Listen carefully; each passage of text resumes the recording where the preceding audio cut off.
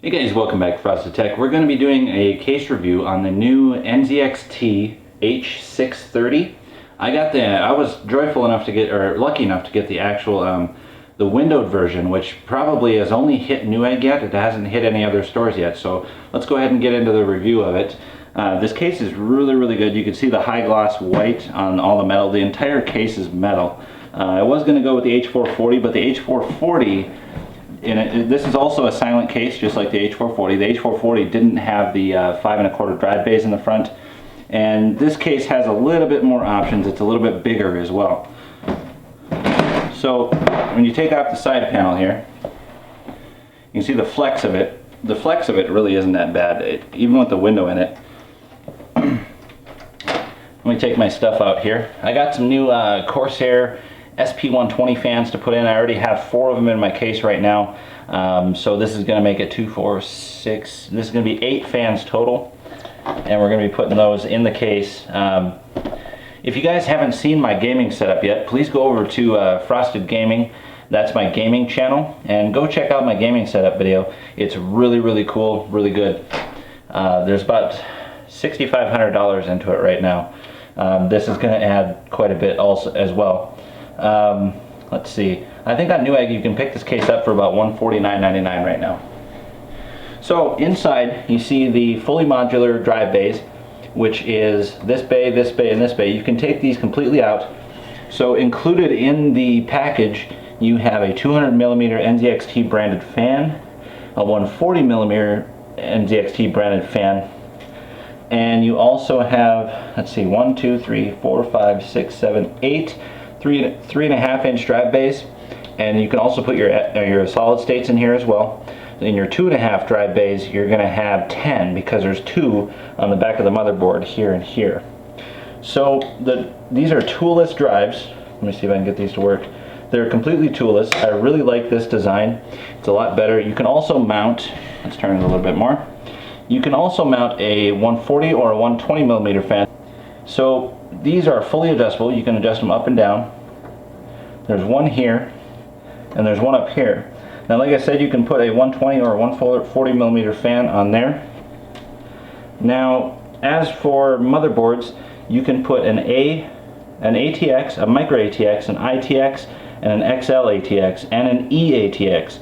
So this drive bay, or inside of this case here, is capable of supporting pretty much any motherboard you can actually think of, which is really cool.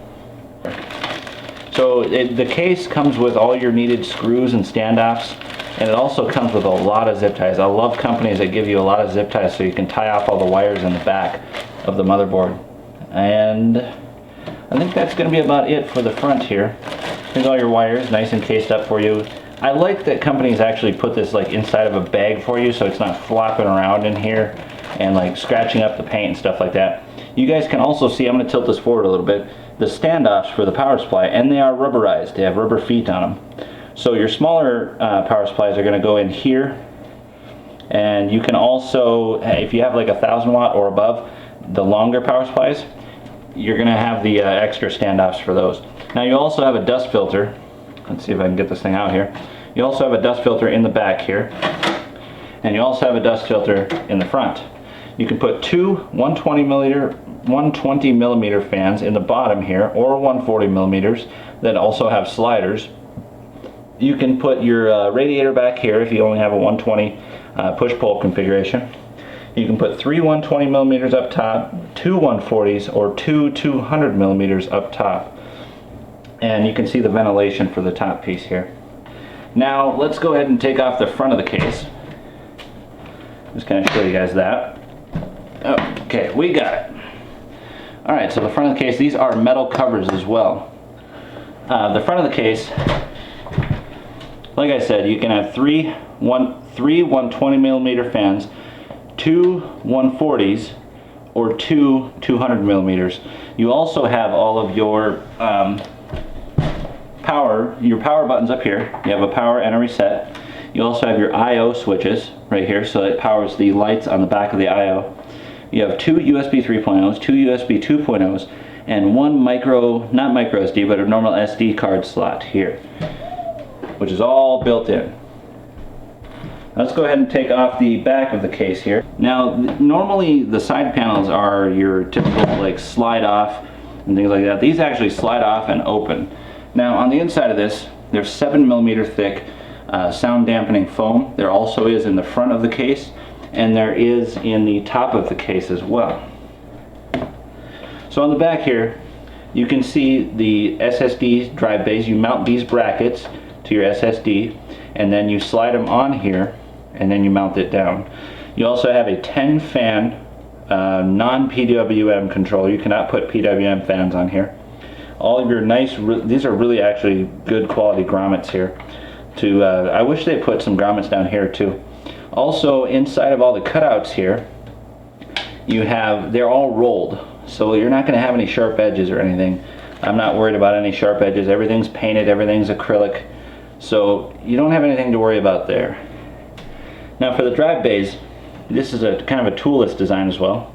You just pinch these here and they slide out. So here you can mount your SSD, or you have your you just bend them like this, you put them on your hard drive, and you just slide them back in.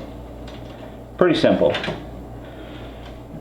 Now, let's see here. Now let's open up the top of the case here. I'm going to set this on its back. Actually, let's look at the back of the case. The back of the case is sporting, it has a 140mm in it right now. It's tuned, you can slide it, it's a very unique design. You can slide it down or up. On this one, you can have a 120 or a 140. You have 9 drive bay slots, or PCIe slots. You have a little bit of a vent back here. This is your power supply. You don't have a power supply cover like the H630 does, but you also get to show off your power supply a little bit. Now, as for the top of the case, okay, as you can see there, sound dampening foam on the top as well.